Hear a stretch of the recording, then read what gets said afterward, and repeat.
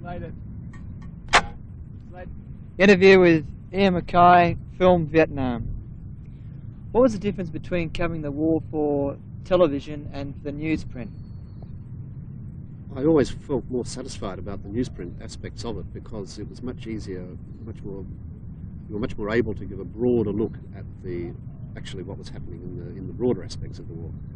Television was fine, except that it tended to pinpoint certain hotspots which may in themselves not really had anything to do with the overall scene of what was happening. Do you think that television lived up to its responsibility of presenting the war to the people back in Australia? Well, it is a visual medium, and therefore obviously it has to cover the more spectacular aspects of any kind of situation, I suppose. But I think that the cover was pretty fair. What was the attitude of editors to the war back in Australia? Did that affect public opinion? Yes, I think it was rather an old-fashioned attitude. I suppose that was understandable. Most had been brought up after the war, and the yellow peril and the red menace kind of domino theory attitude towards the war. So I think they saw it in those terms, which was, probably not quite right and rather old-fashioned. Was it difficult to get at the truth while you were in Vietnam? It was difficult, really, to know at any one time just what was happening on the broad scale. For instance, in Saigon every night with the briefing by the American information people, we just used to call them the 5 o'clock follies because there was so much fatuous propaganda type information peddled that you had to be very cynical and very skeptical towards some of the things they would tell you. Nevertheless, was some of this reported by newsmen as fact? Oh, I'm sure it was.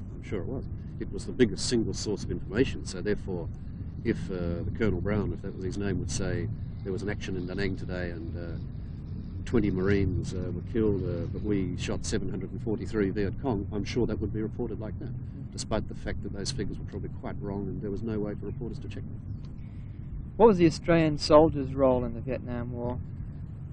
To begin with, there was the Australian Army training team up there, very experienced warrant officers who were training Vietnamese groups in the field, mainly out from Da Nang.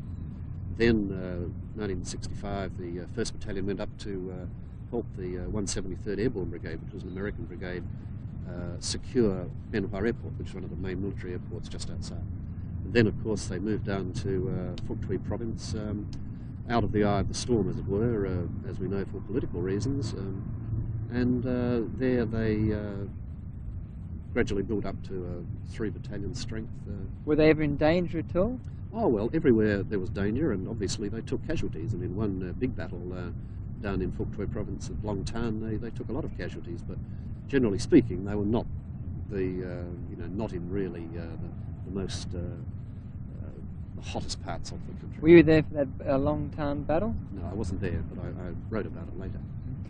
What conclusions do you come to about your own fate when you're in a war zone? It's a difficult question. My own faith in a reporter is to respect your objectivity. If you can equate this with your own morality, so much the better, I suppose. I suppose also you learn a lot about yourself as far as physical fear is concerned, and how well you stand up to propaganda. That's an important part for a reporter. What conclusions do you come to about your own fate when you're in a war zone very close to death?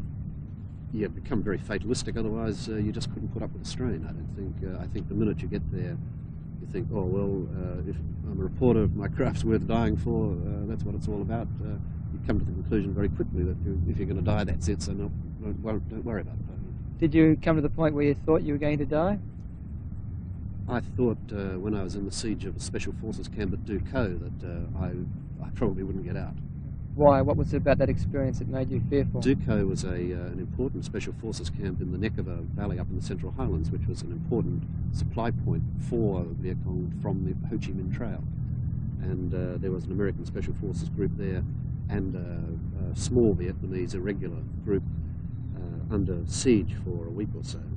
And they were reinforced by 2 battalions of Vietnamese Rangers, and I flew in with my cameraman into Due Co with these reinforcements, and for 24 hours there we were under attack from mortars and machine guns, and I didn't think there were a couple of times I didn't think I was getting out. Why? What particular instances? What happened? Well, when we landed, we got off to a very bad start at the landing zone. The American sergeant was sort of briefing us what we should do, and so on. So it was one of these incredible dawn liftoff. I suppose 80, 90 helicopters carrying in these sort of 800 or so Vietnamese troops, and I was in one helicopter with say 8 guys. And Sergeant Schwartz said, "Well, the minute you touch down, duck and run like hell to the side of the airstrip." So I grabbed what camera gear I had and ran like hell to the side of the airstrip and dived into a quite large monsoon ditch, and sort of gradually lifted my head because we were being fired upon at the time. And I was the only fella there. I'd run to the wrong side of the airstrip, away from where the camp was and all this sort of stuff. And so you had to get back to the other side. Eventually I thought, well, I'm not going to stay here all my life. So I just hopped up, and I reckon I did 8.4 seconds for 200 yards. Yeah. What other experiences did you go through that were quite frightening to you? Because we spent a lot of time in helicopters, we had sort of some bad experiences there, quite often coming under fire, coming into landing zones, this kind of thing, because they flew at treetop height. One day we were in a helicopter which came under fire, and we were radioed to sort of keep attracting that fire so the gunships could then come in and find out where that machine gun post was. And we were hit several times. No one was hurt, but it was... You were the sitting ducks while... That's right. That would have been quite a frightening experience. Yeah. How do you accommodate fear in a situation like that? You go a bit cold and your hair creeps, but again, fatalism takes over, and you think, oh well, here sitting next to me is a soldier. He's going to die, and we're going to die. If that happens, so be it. Do you think that journalists have got a latent death wish, or some of them have? I wouldn't put it as far as that. I think fatalism is important. Otherwise, you couldn't keep it up. But I don't think death wish. I suppose some are more gung-ho than others. Mm-hmm. Talking about gung-ho correspondence, Don Simmons immediately comes to mind. What sort of character was he? He was a very interesting character. He spent a lot of time with the Australians down in Phuoc Tuy, went on a lot of patrols. He was a pretty tough guy. Had his own machine gun at times, which was known to liven up parties with in Saigon. What, doing a burst or two of fire?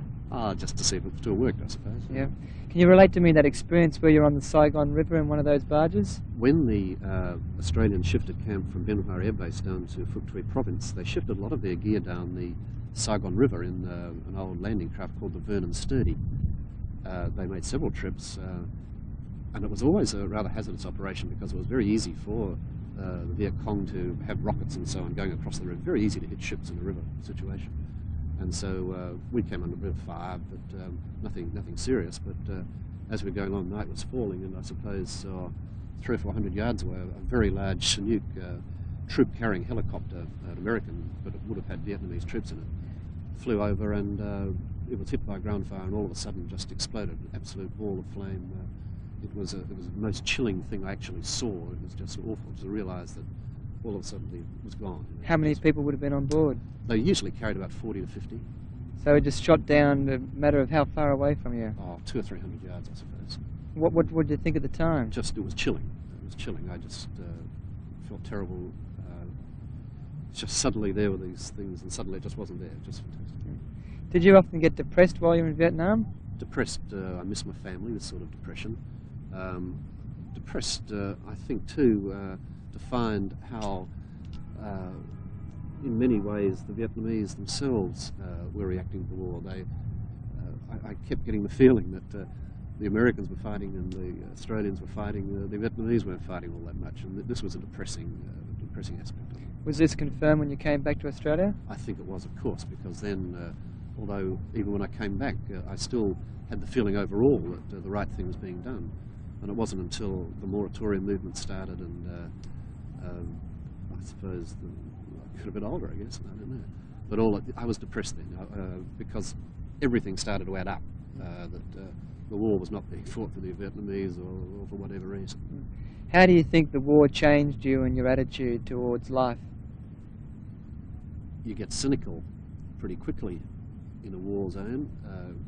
I think you bundle 2 or 3 years of experience into a very short time. I think you get older quicker, you get more cynical quickly. Cut.